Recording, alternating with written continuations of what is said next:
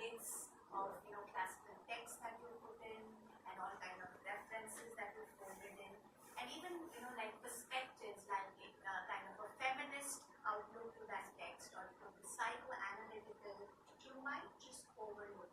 Okay, you might not just seep into you, might not just percolate, and you don't know. And we would just read it.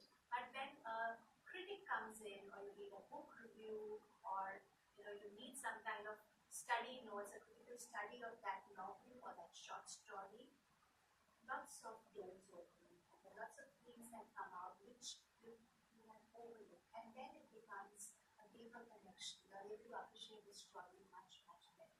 Like it's like watching a film. So it's like the angle of the camera, or the character, the way the character speaks, those little nuances, backdrop. Okay? And then certain filmmakers have this very complex way of really, like, it doesn't go in a linear fashion. It's not, it shifts. You have that stream of consciousness, flashbacks, and so on. So these are all stylistic devices which are used by a filmmaker or a writer, which can come to us through the critic. And here in this book, Agostino has written an afterword.